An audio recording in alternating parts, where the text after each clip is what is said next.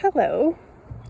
So I had some clarity and a visual that I wanted to share. I really don't like the word download.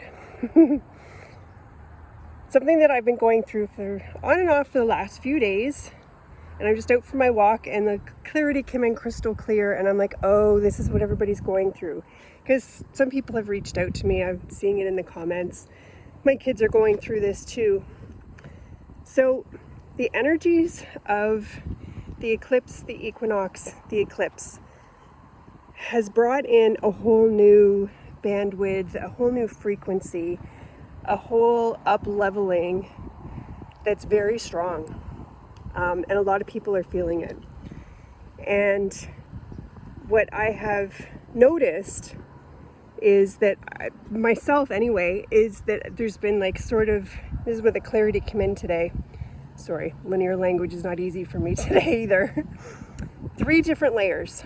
There's the resistance distraction layer, which you may be operating from. And then there's a layer just below that that creates a little bit of panic, anxiety. And then the layer behind that, underneath that, is the surrender. That's the goal.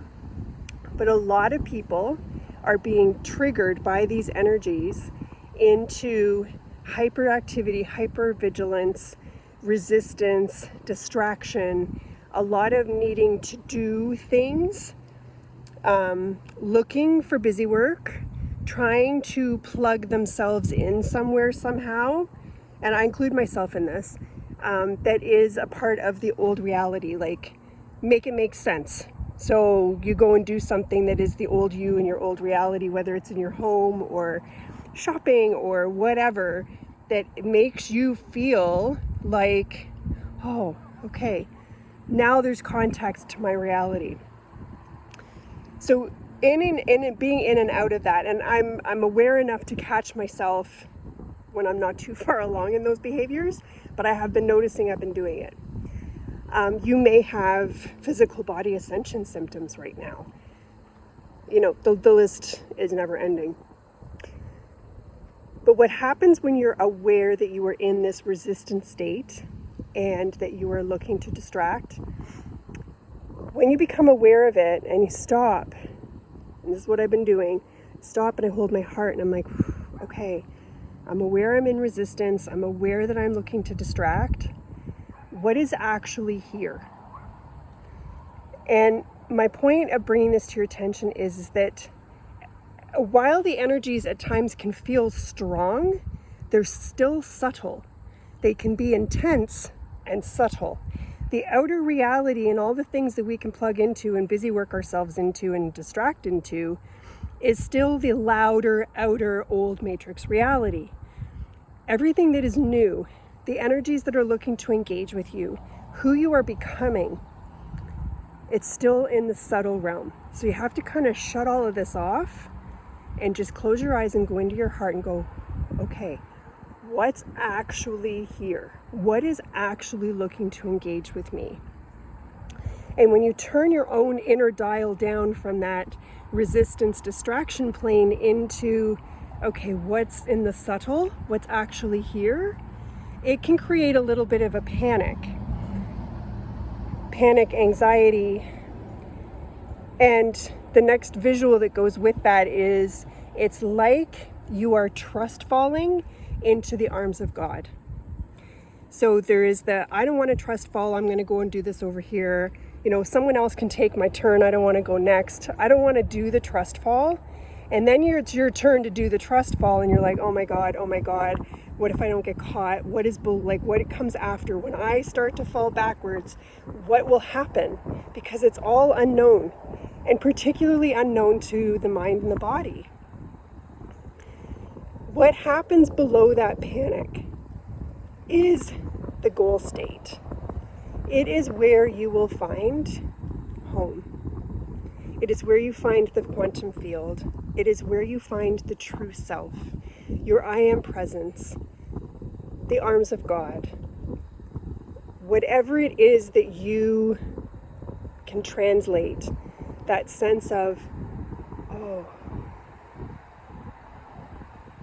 I am here. For some, it may be an absolute, like for me, I don't exist. Like there's no body, I'm just consciousness when I drop down into that state. But for whatever it is for you and whatever level you are at, there's just whatever, you're in a perfect place for where you're meant to be. The ask is often not just daily, but take those little breaks throughout the day where you just take a minute or 2 minutes to go, "Ooh, wow, okay, I was just at work, or I was just with my kids, or I was just doing this, that activity, whatever. Let me just stop for a minute, drop, feel the panic of the ego thinking that you're going to die, and then drop that one more level down. This is where you're going to meet yourself. This is where you strengthen your muscle of being able to pull the subtle forward and make the subtle more a part of your reality, because we're pulling all of this in. We're drawing it in through the body, through the heart. So for some people, like I was speaking to my daughter yesterday, and we were both very uncomfortable yesterday, and she was saying like that there's just this need to be busy, but she doesn't know why, and then the anxiety part of it. But I know for her, she was flip-flopping.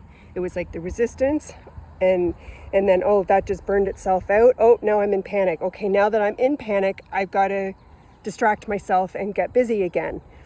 So I know that this is common. Like I said, I've heard from other people, ascension symptoms, headaches. Headaches are always resistance. It's you in your head too much, trying to analyze. It can display itself in many different ways. You have to be the good steward of yourself and be aware of what it is that you're doing that might be your own unique form of resistance and distraction. Walk yourself through that phase, and when you sort of hit that panic, that letting go of this reality, letting go of who you are, and surrendering even deeper into the nothingness that is you, that is everything, that is the arms of God, that is source, that is the quantum field. You have to walk yourself through that phase, that level. And then when you hit the surrender level, everything expands again. Everything opens up again. You feel at home.